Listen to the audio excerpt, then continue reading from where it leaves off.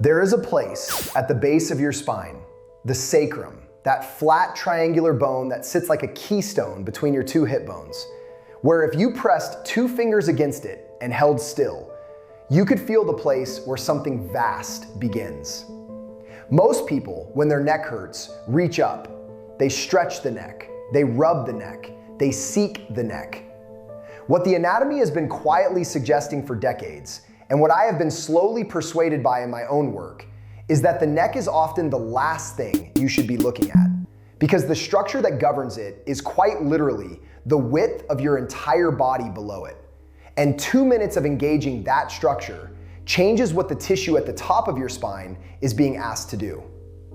The tissue connecting your gluteus maximus to the base of your skull is not metaphorical. It is anatomically real, it is continuous, and it has a name. Thomas Myers, who spent years studying fascial continuities and mapped them in a work called Anatomy Trains, described the superficial backline as a tensional pathway running from the plantar fascia of your foot, up the calves, through the hamstrings, over the sacrotuberous ligament, ascending through the erectors alongside the spine, and continuing up through the suboccipital muscles and the gallia aponeurotica across the top of your skull. One continuous sheet. One continuous conversation. The foot speaks to the skull. The glutes speak to the neck. Not through a chain of bones, through fascial tension. And the question the anatomy forces on us, the one that took me a while to actually sit with, is this: what happens at the top of that chain when something at the bottom of it goes quiet? That question is where the investigation begins. In a working body, the gluteus maximus is the largest muscle by mass. Its job, among other things, is to provide the posterior anchor for the superficial back line, meaning the tension at the glute end of the chain partly determines the load distribution along the entire length of it. When you stand, when you walk, when you move from sitting to standing, the glutes fire, the chain engages, and the system distributes load across its full length, rather than concentrating it anywhere. This is a beautifully engineered arrangement. It works the way it's supposed to work, when the glutes are doing their part. The first clue in this investigation is understanding what the system looks like when they aren't.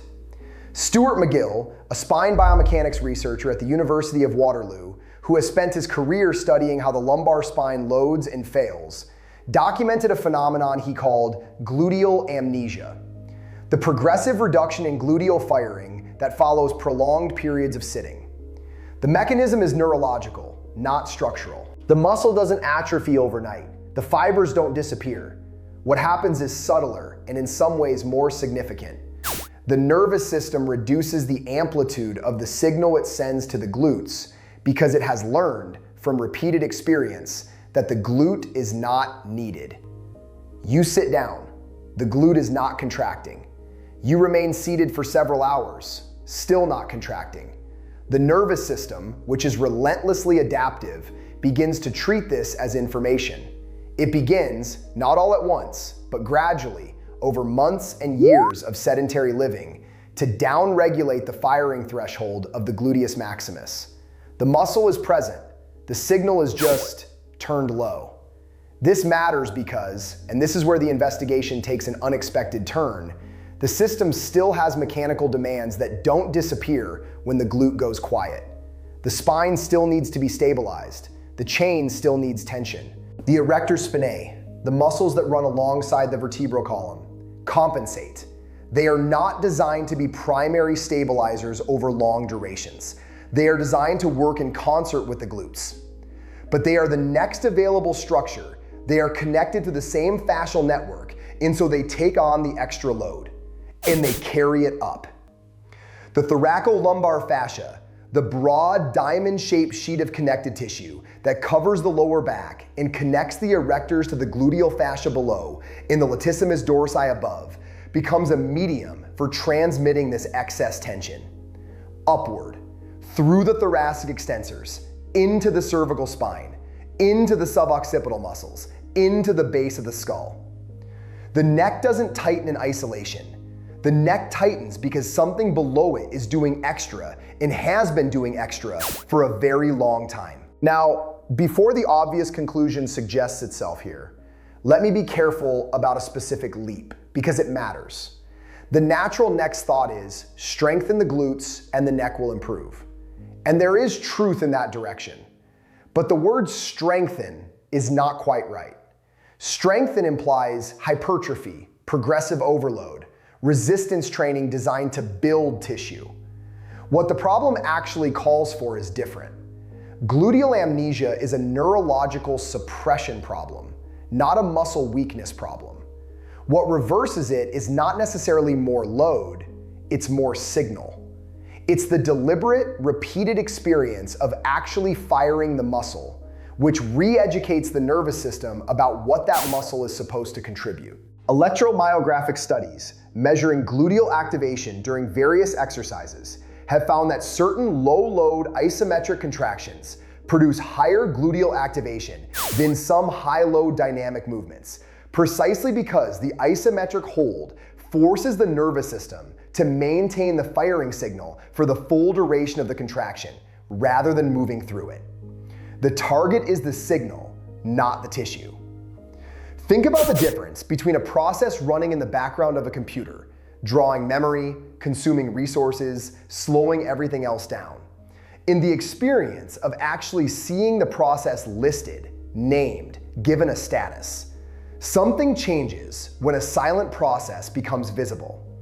Your body registers the sensation of a muscle contracting that it has not felt contract in months. The nervous system, which has been treating that pathway as dormant, receives input that is different from what it expected. Not painful, not dramatic, specific. It feels specific, the way pressing a key that's been stiff suddenly feels when the mechanism engages again. That specificity is what we're investigating for. That is the forensic marker of a reactivating pathway. The quiet, particular sensation of a muscle doing its job after a long absence. And this is where something from a much older tradition of medicine and movement becomes relevant. Not as mysticism, but as accumulated practical observation. Across many traditional movement disciplines, from yoga's emphasis on pada bandha and mula bandha, engaging the entire posterior chain as a unified structure, to the stance training in many martial arts traditions that explicitly cultivate sustained engagement of the posterior leg and hip musculature as the root of stable, upright posture. There is a consistent, cross-cultural recognition that the base of the posterior body is the governor of what happens at the top. Not the top governing the base governing the top. This was understood empirically through generations of practitioners observing what happened to posture, to breath, to the carriage of the head when the foundation was actively engaged versus passively collapsed. Modern anatomy has given us the mechanism, the superficial backline, the neurological inhibition cascade, the fascial transmission of tension. But the observational conclusion is the same one that practitioners in very different traditions arrived at without MRI machines or electromyographs. The signal matters. The base matters. The glute, engaged deliberately and held with intention, changes what the cervical spine is being asked to do. Now the full picture has enough pieces. Let me assemble it, because each part matters in the way they connect is the point. The gluteus maximus, chronically underactivated through sedentary living, progressively loses its nervous system signal. McGill's gluteal amnesia. The erector spinae compensate, taking on stabilization work that exceeds their intended role. The thoracolumbar fascia transmits the resulting tension upward through the superficial backline. The cervical extensors, the muscles at the base of the skull, the suboccipitals, the upper trapezius, receive this transmitted load and become chronically active in response, attempting to stabilize a chain that is pulling on them from below. This is why neck tension persists even in people who stretch their necks diligently and regularly. They are treating the output. The input is still running, unaddressed at the base of the spine. Two contrasting pictures from the literature make this concrete. In studies using surface electromyography to measure cervical extensor muscle activity, Participants with chronic neck tension showed elevated baseline activation in the suboccipital and upper cervical extensor muscles, even at rest, meaning these muscles were working even when no task demanded it. When the same participants underwent interventions that included deliberate posterior chain activation, not neck stretching, not neck strengthening, but gluteal and posterior hip engagement protocols, the baseline cervical extensor EMG readings reduced measurably over the course of several weeks. The necks were not directly treated. The base was treated. The top quieted. The contrasting finding is equally instructive.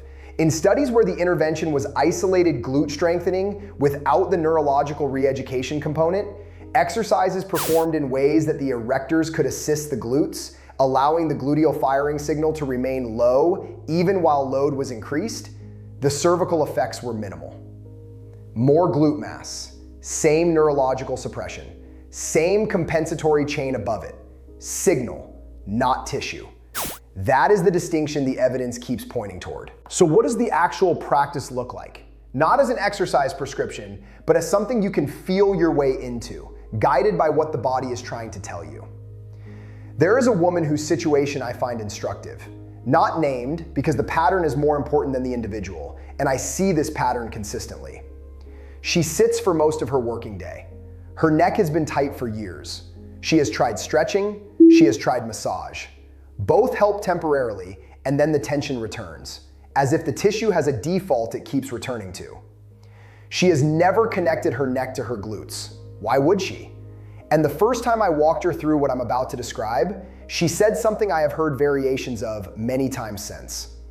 I can feel it at the back of my head. Not at the glute, at the back of the head. She felt the chain respond. This is where the practice lives. And I want to walk through it with enough detail that you can actually find it in your own body, because it's not an exercise in the conventional sense. It's closer to a conversation with the nervous system. The position that makes this most accessible is standing. Feet hip width apart, weight distributed evenly across both feet, not leaning back, not jutting the hips forward, just standing with the pelvis in its neutral position. If you have access to a wall, a light contact with the sacrum against the wall helps orient the starting position, though it isn't necessary. The spine should feel long without being forced. From there, a deliberate, sustained contraction of the gluteus maximus. Not a pelvic tuck, that is a different movement, one that involves the abdominals and the hip flexors and takes the pelvis into posterior tilt. This is a pure glute squeeze, as if you were trying to hold a piece of paper between the two halves of the muscle. Firm, intentional, held. The duration is the critical variable.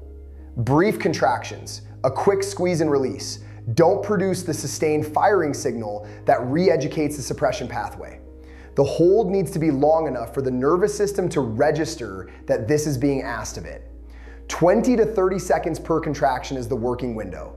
Long enough that you begin to feel the effort, not just at the glute, but for many people, as a subtle shift in the thoracic extensors, a sense of the chain engaging upward. 2 minutes total, not 2 minutes of continuous maximal effort, which becomes uncomfortable quickly. 2 minutes broken into holds of 20 to 30 seconds, with 10 to 15 seconds of release between them. 4 to 6 repetitions of the hold release cycle. This is not fatiguing. It should feel purposeful and specific. That word again, specific. Like a conversation conducted in a language the body hasn't spoken for a while. What you are looking for, the forensic marker of the pathway reactivating, is a subtle change in the quality of the tension you feel at the base of the skull or the upper neck. Not pain, not discomfort, but the slight easing of a tightness that was sitting there without your having noticed it. Some people feel it immediately. Others take several sessions before the cervical response becomes perceptible. Neither is wrong. The nervous system has its own timeline for updating its habits. The practice is most effective done consistently, not heroically, but consistently. Morning is a natural anchor point before the day's sitting has had its effect. 2 minutes standing at the kitchen counter or beside the bed, waiting for the kettle. The regularity of the cue matters more than the perfection of the practice. Traditional movement disciplines in Asia and South Asia that worked with the posterior chain as a unified structure often embedded this kind of sustained posterior hip engagement in the earliest and most foundational postures students learned, before the dramatic flexibility work, before the complex sequences. The foundation was the base. You learned to feel the base before you learned anything else. That sequencing was not arbitrary. It reflected a practical understanding that the upright body is governed from the floor up, and that the teacher's job was to help the student feel the chain from below before asking anything of the structures above. The investigation as it stands arrives at this. Your neck is receiving a signal from your glutes that your glutes are not sending. The structures in between, erectors, thoracolumbar fascia, cervical extensors, are compensating for an absence. 2 minutes of deliberate gluteal engagement, practice with enough duration per hold to actually retrain the firing signal, begins to fill that absence. You don't need to wait for a clinical setting to start this. The anatomy is yours. The practice is accessible. The body has been waiting for the signal. What I haven't resolved, and what the evidence is still pulling me toward, is the question of how far the transmission logic extends in the other direction. If the glute governs the neck to the posterior chain, what governs the glute from below? The foot, the plantar fascia, the way weight is distributed across the arch. There are practitioners who have spent their careers following that thread, and the picture they're assembling is one where the base of the spine is not actually the beginning of the conversation, it's the middle of it. The conversation starts at the ground. The base of the spine is where it becomes legible to most of us, because most of us feel it there first. But the chain goes further down than the sacrum. That investigation is a longer one, and it starts at the foot, which is a place very few people think to look when their neck hurts. The body doesn't begin where the pain is. It begins where the signal does.